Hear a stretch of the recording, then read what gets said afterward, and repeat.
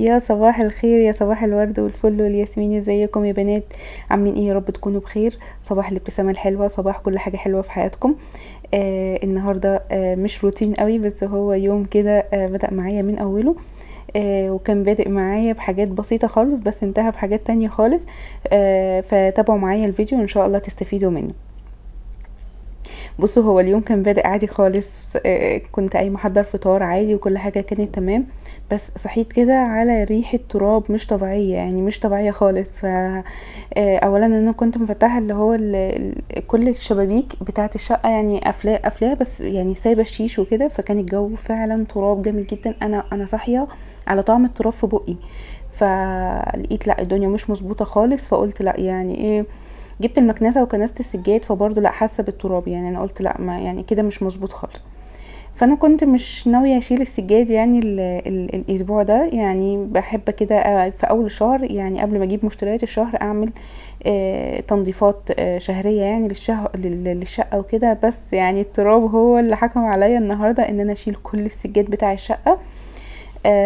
فشلت النهارده بقى السجاد كله بعد ما كنست بالمكنسه، فلقيت برضو التراب مش مظبوط خالص. لا يعني التراب لازق في السجاد. والشقه فعلا مترابه جامد جدا. فقلت كده مش يعني الموضوع مش هيتحل غير ان انا اشيل السجاد خالص. فشلت كل السجاد بتاع الشقه. وقلت بقى ايه، احط بقى شويه ميه مع شويه معطر مع شويه كلور. وقلت ايه، اطهر واعقم المكان، لان عندي حنين مناعتها ضعيفه جدا. فاي نقطه تراب بتبقى موجوده في الشقه، حنين بتتعب على طول، والمناعه عندها بتضعف جامد جدا. فبضطر ان انا امسح واعقم كويس جدا. ولو اي ترابه موجوده لازم اعقم وامسح كويس جدا. فهنا شلت كل الحاجات اللي كانت موجوده في الشقه كلها وركنتها كده على جنب. فقلت مش هحطها في البلكونه الا لما التراب يهدى كده وربنا يهديه ويسكت شويه. وبعد كده احطها كده في الشمس، لما يعني تبقى الشمس حلوه كده، احط السجاد فيها عشان يتشمس ويتهوى. وكمان ادي ايه، مسحه كويسه للشقه. بس طبعا مش اليومين دول، هستنى شويه لما الجو يستقر، لان فعلا الجو صعب جدا. ولو حد عنده جيوب انفيه يعني بنصحه ما يخرجش خالص، لان انا من الناس اللي مرضى الجيوب الانفيه، فبتعب جدا. وكمان عينيا ما بعرفش افتحها، يعني ما بعرفش افتح عينيا في الشمس بره، او لو في تراب مستحيل اعرف افتح عينيا، بتلتهب جامد جدا وبتقعد توجعني جامد جدا، وبضطر ان انا اروح لدكتور. فربنا يلطف بينا ويهدي الجو شويه، لان فعلا الجو صعب جدا والجو تراب جامد قوي. بصوا هنا بقى ريحه النظافه بانت. بجد انا ما كنتش مصدقه ان التراب ده يعني يعني خلاص، يعني هخلص منه. فمسحت كده ولمعت بسرعه وعملت حاجات بسيطه قوي، يعني شلت السجاد ومسحت. بس اهم حاجه ان انا تخلصت من كميه التراب اللي كانت موجوده في السجاد. كانت بجد يعني سكنت جوه السجاد بطريقه مش معقوله. لان انا الشقه عندي على الاتجاهين، فاتجاه الطريق السريع فبيدخل لي تراب كتير جدا في الشقه. بصوا ريحه النظافه، بصوا البلاط بيلمع ازاي. على فكره انا بحط في الميه بتاعتي كمان يعني غطا كده من الخل، هو اللي بيدي للسيراميك اللمعه دي. تمام كده. هنا كنت مخلصه بقى كل حاجه. وكمان سايبه اللحمه هنا تستوي على النار. وكمان كنت عامله رز، فقلت كمان ما اعملهوش معاكم عشان ما اطولش عليكم. وكانوا عايزين ياكلوا في اليوم ده ملوخيه. هو والله كان اليوم بدأ عادي خالص، مش ما كنتش مرتبه له ان انا هشيل سجاد او هعمل او همسح او هعمل اي حاجه من الحاجات دي. كان يوم عادي وبسيط خالص. فانا حاولت اخلص بسرعه لان كان جوزي جاي من الشغل، فقلت لا يعني هو مش ذنبه حاجه. فقلت خلاص انا هخلص الاكل بسرعه. فدخلت كمان عملت الملوخيه، كنت غسلاها ومقرطفاها. وكمان سبتها كده تهدى من الميه شويه. وقلت بقى ايه، اخرطها زي امهاتنا زمان. انا على فكره بحب اخرط الملوخيه بالطريقه دي. اولا الكبه عندي مش مظبوطه، يعني السكينه بتاعتها نفسها مكسوره. وكل ما اجيب سكينه للكبه اللي هو تورنيدو، السكينه نفسها يعني هي انا بجيبها ب150 جنيه، يعني ما بتعملش اكله واحده والاقيها اتكسرت تاني. فانا مش عارفه ايه المشكله. او هو الضمان بتاعه خلص اصلا، لان الضمان بتاعه 5 سنين وانا متجوزه اللي هي 8 سنين. فالله المستعان بقى، ان شاء الله ربنا يسهل واجيب كبه جديده. المهم هنا خرطت الملوخيه وقلت كمان هنا في الوقت ده كان جوزي جه خلاص، فانا بحب اعمل الملوخيه، وهو عقبال ما بيجي كده بياخد الشاور بتاعه وبعد كده يخش يدخل يصلي، اكون انا خلصت الايه الملوخيه بتاعتي، لان هو بيحب ياكلها اللي هو ايه يا دوبك انا اعملها فتتحط في الطبق وايه وبالف هنا وشفا على قلبه. هنا حطيت مكعبين زبده بلدي، وكمان حطيت التوم وعملت كمان شويه كزبره، وهسيبها كده لحد ما ايه تصفر، مش بخليها تحمر قوي عشان التومه كل ما بتحمر اكتر بتعمل مراره جامده قوي في الملوخيه. وكمان هنا بعمل ايه بقى، بحط 3-4 كبشات كده، وبعد كده انزل على الملوخيه واقعد اقلبها بايديا عشان وكل شويه بحط لها شويه شوربه لحد ما تظبط معايا عشان ما تسقطش في ايه في الحله او تسيب الشوربه وتمشي يعني. فانا بظبطها بالطريقه دي، فلو انتي مثلا لسه اول مره تعملي ملوخيه اعمليها بالطريقه دي هتظبط معاكي، مش هتسقط معاكي في الحله. وكمان بعد ما بعملها انا مش بعمل بقى الطشه لوحديها والملوخيه لوحديها، لا انا بعمل كل حاجه في حله واحده تسهيلا على اللي انا فيه. وتاني حاجه ما بعملش مواعين كتير، وتالت حاجه الطعمين بيبقوا هما واحد. بصوا انا بقعد اقلبها بالطريقه دي بسرعه بسرعه بسرعه بسرعه بسرعه، حتى الريم اللي هيظهر الريم الابيض اللي هيظهر مع الملوخيه ده ثواني وهتلاقيه مختفي ومش موجود خالص. هنا كمان غرفت الرز، وهنا كمان كانت ماما فاجئتني ان هي كمان جت فحطيت لها طبق رز زياده، وهنا حطيت الملوخيه. انا بصراحه مش باكل رز، انا باكل اللي هو الملوخيه بالبتنجال كده من غير رز ولا عيش ولا اي حاجه، طبعا عشان السكر وكده، فادعولي بالشفا. وهنا خلصنا والحمد لله. وتاني حاجه كنت كمان عملت لهم فشار، يعني بعد الغدا بساعه كده عملنا فشار وعملنا قهوه وعملنا شاي عملنا شاي وبعد كده شويه وعملنا قهوه.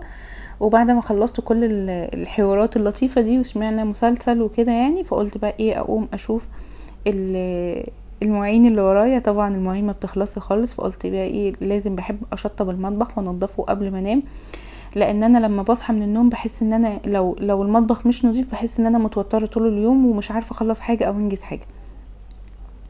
بصوا كميه التراب اللي دخلت في المطبخ من شباك المطبخ، بجد يعني التراب بهدل المطبخ، فالمطبخ ده عايز له غسله كده بصابون وليفه والدنيا تتعقم كويس. لان انا فعلا عندي حنين مناعتها ضعيفه جدا جدا، وحاولت اعالجها كتير من المناعه الضعيفه دي، بس برضو بتاخد فيتامينات وبتاخد كل حاجه، بس برضو عندها المناعه، هي مولوده اصلا مناعتها ضعيفه.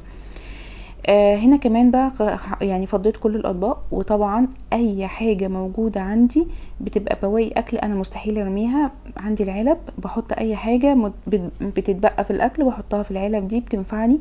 اولا الزمن غالي جدا فمش مستحمل ان احنا نهدر في الاكل، شويه الرز دول ممكن اعمل بيهم شويه فته او اعمل شويه رز صغيرين وبضيف عليهم بعد ما بخلي الرز يتشرب اللي هو الجديد، ممكن خلاص بقى داخل على تسويه فبنزل عليه الرز ده كمان واسيبه بقى يسخن ويهدى معايا كده، فبياخد طعم الجديد بالظبط، ولا كأن حد هيعرف اصلا ان الرز ده بايت. ولو انت مش هتعملي رز جديد ممكن تحطي شويه شوربه خفاف خالص وتسيبيه على نار هاديه هيستوي، هيديكي نفس الطعم اللي هو كأنه لسه معمول جديد. وطبعا هنا كمان كان فيه اللي هو البتنجال المخلل اللي ما شاء الله كلوا اللي هم يعني كلوا انبسطوا وفاض منهم كام قطعه، فطبعا مش هرميه فبحطه في علبه وبشيله.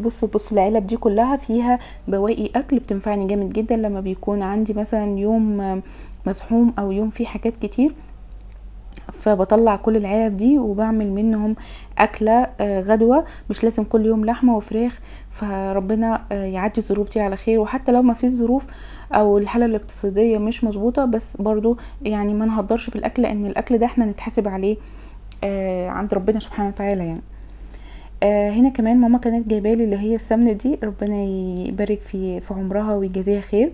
كانت لما جت النهارده يعني الصبح وكده، فكانت جايبالي شويه بقى حاجات، وكان من ضمن الحاجات دي السمنه البلدي ديت، لان ماما كانت بتجيبها لي اول السنه اللي هو في شهر 1. فطبعا حبيبتي لما حصل لها الظرف اللي هو الجلطه على المخ وكده، والحمد لله الحمد لله تعافت تماما من التعب ده بفضل دعائكم وبفضل ناس كتير بتدعي لها وبفضل ان هي كانت طيبه، ده فضل من ربنا سبحانه وتعالى عليها، فالحمد لله عدت الازمه دي. فجابت لي السمنه دي وقلت الحمد لله. بصراحه السمنه البلدي بتاعتها بحبها جدا، بيكون طعمها حلو قوي وفيها الخير وريحه الناس الطيبين كده. فقلت بقى ايه خلاص، يعني انا خلصت لهم كل الحاجات اللي وراهم. خلصت كل حاجة، اكل بقى وغدا وانبساط وكل وانبسط والحمد لله رب العالمين. فقلت بقى سيبوني عشان انا هدخل اسيح السمنة دي، لان السمنة دي عايزة روقان بال وراحة كده، وايه ما يبقاش حد وراكي عشان تعرفي تسيحيها عشان ما تفرش منك او تتلسع. هنا حنين لقيتني بقطع في الزبده، فانا قلت هسيح شويه يعني كميه، والكميه الباقيه هقطعهم واحطهم مكعبات في العلب دي تنفعني برضو لما بكون محتاجه مكعب زبده مش سمنه بلدي. فقالت لي يا ماما انا هساعدك، فقلت لها لا. راحت قالت لي لا انا هساعدك وماليش دعوه وهو كده بقى وخلاص. فقلت لها طب خلاص ما تزعليش. بس هي زهقت برضو ما كملتش معايا قوي. فقعدت ايه تحط الاكياس، تحط السمنه في الزبده دي في الاكياس، لان انا بحطها في الاكياس دي عشان ما يلزقوش في بعضهم لما احطها في الفريزر وكده. بصراحه طلعت معايا كميه كبيره جدا، يعني هتنفعني طول السنه. ربنا يبارك في عمرك يا ماما، ربنا يخليكي ليا يا رب.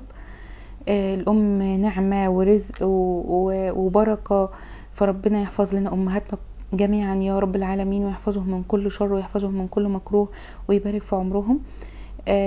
ويرحم الامهات اللي فرقتنا، ربنا يرحمهم ويدخلهم جنة الفردوس، اللهم امين يا رب العالمين. هنا قطعت كل الزبدة، وطبعا ايه بصي هي سابتني ومشيت. طب تعالي كملي، انا قطعت لك الكميه دي على اساس ان انتي تساعديني، فلا انا خلاص ايديا ماما وجعتني ومش هقدر اكمل تاني. طبعا طلعت قعدت تلعب مع باباها شويه وتلعب مع جدتها شويه، وانا هنا ايه قلت لهم طب خلاص سيبوني بقى انتوا مش عايزين مني حاجه. فانا ايه معايا ربنا في الزبده وكمان السمنه اللي بتسيح على النار.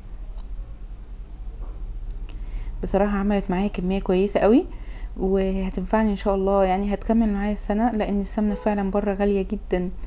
فماما بتنقذني في موضوع السمنه البلدي دي، بتنقذني جامد جدا والله العظيم. بصوا جايه برضو ايه اللي هو هساعدك بس مش هساعدك، يعني بتعمل واحدتين تلاتة كده وتسيبني وتمشي. هي بصراحه بايديها معايا يعني وبتساعدني، ربنا يبارك فيها يا حبيبتي، ربنا يخليكي ليا يا عمري. هنا بصوا السمنه هنا كانت ساحت، وطبعا لسه ما عملتش اي حاجه خالص، هي دوبك بس ساحت. فاوعوا تنزلوها في الوقت ده خالص ولا تيجوا جنبيها، لان هتعمل عفن ومش هتعيش معاكم سنه كامله. تمام، حتى لو حطيتوها في الفريزر هتبوظ معاكم.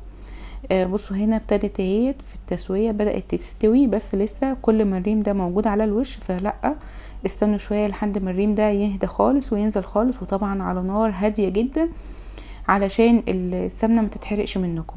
وطبعا انا كنت عامله فيديو مفصل عن السمنه، اختيار السمنه ونوع السمنه وازاي نحافظ عليها، وازاي يعني نسيح السمنه بطريقه كويسه عشان ما تتحرقش مننا. فهسيب لكم اللينك بتاع الفيديو، فيبقى تابعوا الفيديو وان شاء الله هتستفيدوا منه. هنا كمان كانت السمنه بقى هديت خالص، يعني الموضوع ده كان بالليل، فكانت هديت خالص، كانت على الساعه 1 بالليل. فقلت لا خلاص انا مش هينفع اسيبها، ممكن تدلق او اي حاجه، او حنين تلعب تشد حاجه فممكن ايه لا قدر الله السمنه تدلق وكده. فقلت لا يعني ايه ابيتها كده في البرطمانات بتاعتها. بس السمنه كانت بردت خالص، كانت مش سخنه خالص، يعني اهم حاجه ان السمنه ما تكونش سخنه عشان ما تعملش عفن، وكمان لو هتحطيها في برطمان بلاستيك ما تسيحش البرطمان. وكمان طلعت كميه المرته دي، بجد انا بعشق حاجه اسمها المرته، وكمان لو هتاكليها بقى بعيش بلدي بتبقى طعمها تحفه. بصوا هي عملت لي الكميه دي، وكمان عملت لي اللي هي السمنه الزبده المكعبات برضو عملت كميه معايا كويسه. وفاضل كمان 2 كيلو، ولا لاقيه لهم علبه ولا لاقيه لهم حله عشان اسيحهم فيها. وبكده اكون خلصت معاكم الفيديو كده، من نهايه الفيديو معاكم. يا رب تكونوا استفدتوا منه، يا رب تكونوا استمتعتوا معايا واستفدتوا منه ولو بالقليل. بصوا هنا بقى صحيت الصبح، دي كانت السمنه وهي مجمده شويه، بس الجو حر طبعا فهي مجمدتش قوي. فكده هاخدها واحطها على في الفريزر هتنفعني. والحمد لله رب العالمين، اللهم زد وبارك. وبتمنى الفيديو يعجبكم، وبتمنى ان انتوا تستفيدوا منه ولو بالقليل. ومع السلامه حبايبي في رعايه الله.